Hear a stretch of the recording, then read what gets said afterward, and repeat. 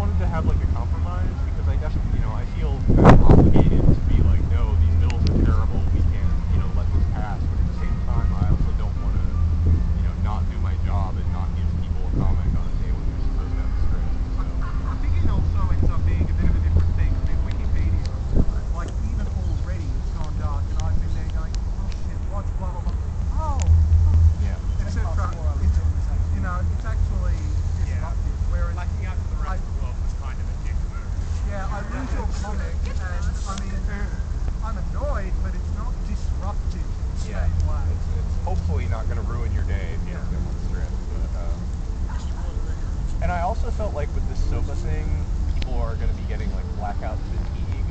Like there are going to be so many sites that are blacked out that me doing mine isn't going to make that huge of a difference if you've already tried to go to Wikipedia and tried to go to Cyanide and Happiness and tried to go to XKCD. And, oh, they're all blocked. Oh, it's QCSQ, whatever. Fuck this SOPA. So I figured, putting up a comic and putting up a little bonus thing would be a nice compromise. How long is the competitiveness on the online comics?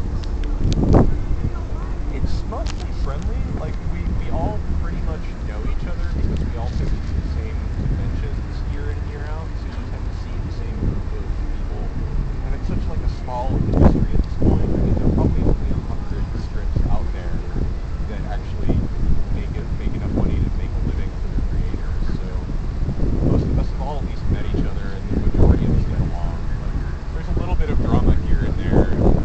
Whenever Scott Kurtz opens his mouth, somebody gets pissed off. And he's coming to visit you guys in April. That'll be fun. Scott's a good guy. He's just a bit of a loud one. So, there's friction here and there, but most of it isn't serious. I think it's the same with any creative endeavor where, like, every one of us secretly deep down thinks, like, oh, I'm the best and everybody else is kind of crap. But, in reality, that's not true and we all kind of get along. I'm sort of lucky in that the area of the U.S. where I live, in western Massachusetts, we've kind of accumulated this weird little group of cartoonists that all do the same thing. I think probably like half of them work for Potoko now and sell all of my merchandise. And so we all hang out fairly frequently because we all, live in the same area. And that you don't really get anywhere else. I mean, there are a lot of cartoonists who live in New York, but it's not really the same because New York is just so big, whereas where I live is like this little tiny college town. So yeah, there's not a lot of like open friction or anything. Sometimes people get hurt or whatever. The majority of us are professionals about it and it works out. Oh yeah, I'm good friends with Randy. I was at his wedding.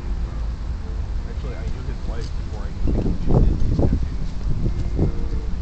A quite good artist at home. So yeah, I've been good friends with Randy for a while. He's kind of amazing because he's one of those guys where like he'll call you up. I'm getting over a cold. Also dying.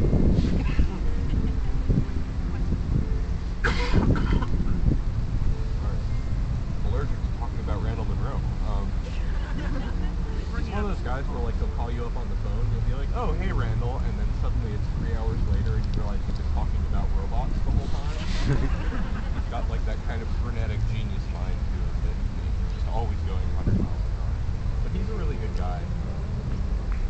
And a lot more varied of a person than I think comes across in his comics. Like he's into everything. It's not just about like nerdy jokes or programming or whatever. So he's kind of like a little mini Benjamin Franklin. A little bit of a genius also. Really good guy. I'm glad that his comic is as popular as it is. And he's a really good example of how the internet kind of works too, because like he was way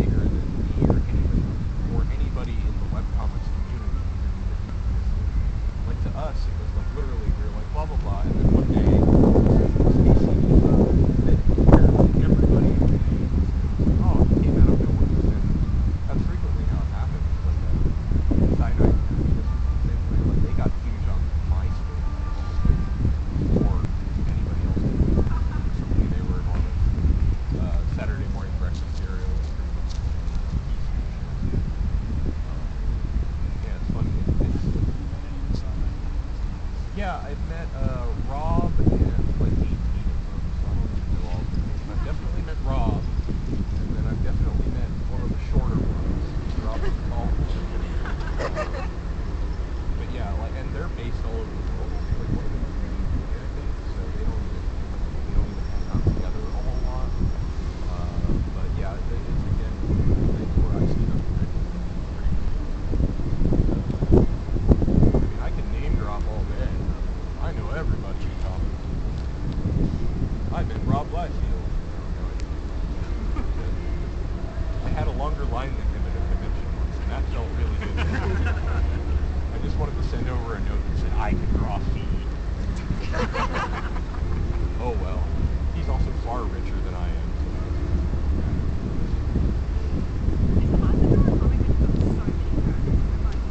It's actually made it easier for me because it means that if I'm having trouble writing one character, I've got 30 others that I can be like, oh, well, what's Marigold doing lately? And then hopefully something will come up with that. The hardest part, and I was saying this earlier, the hardest part for me now is like limiting how many characters I can produce. If I didn't keep it in check, I'd have a new one like every week. I was showing them earlier, I've got like 2 or 3 in my sketchbook now that I've just been drawing. I don't even know who they are yet, but they're fun to draw, so I'm sure they're going to show up eventually. I've got to ask, where the fuck did Yelling Bird come from? God, well, the story of Indy, and there is a story behind